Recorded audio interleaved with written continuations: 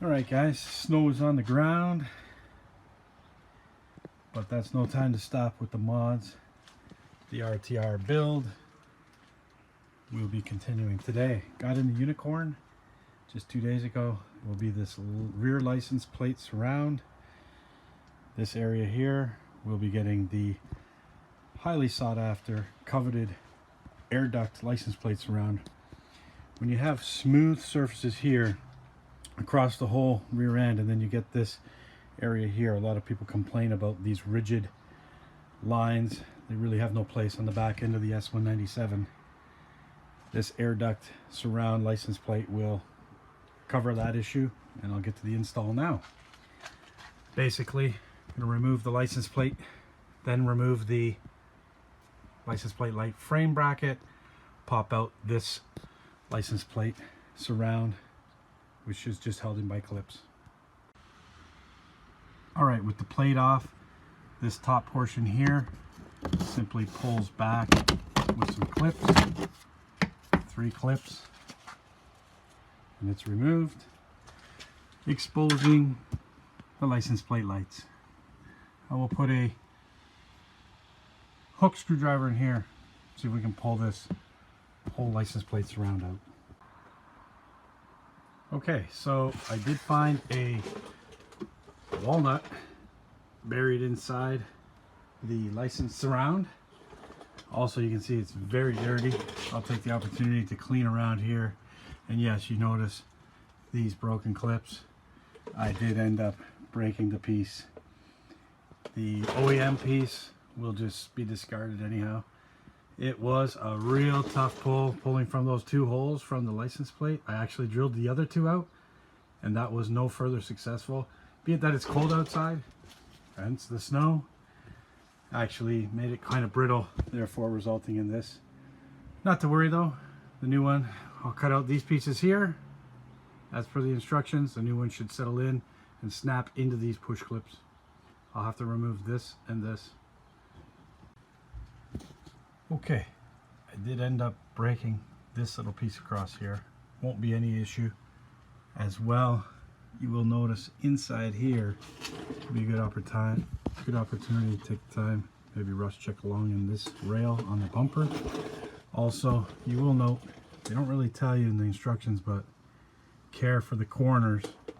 You may scratch on pulling that out, the old one. So I'm just going to take the time, touch that up. This is a race red. Got the race red OEM pen. Not sure if that will show once the new one's in, however I'm just going to touch it up regardless. This is why they teach you how to use scissors in school, kids. We have to cut out this template as per the RTR instructions, very detailed. The instructions will show you to cut out this template and then draw a line on the inside of this white template. Cut out the shaded area, draw a line with a marker, and that's what you cut out on the bumper surround. So after you cut out the template, you'll use this template on either side. Draw the corresponding line using a marker, at which point you come back with a step drill and drill out each corner as a start point of your marked out template.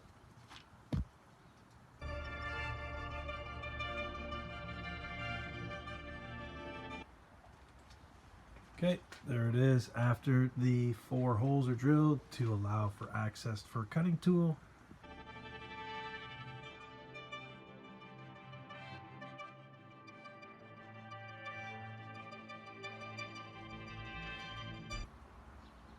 Okay, so I've cut out the holes. Quite honestly, everyone, I tried a few tools. I used a jigsaw, no good.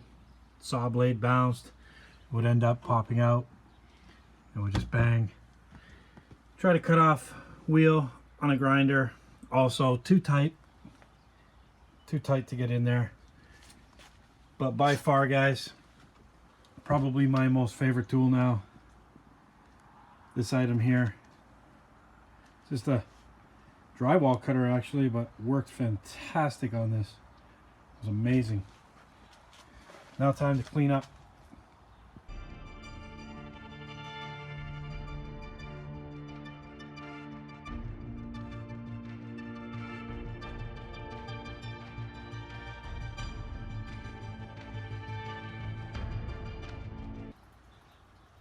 All right, everybody, the installation was very simple.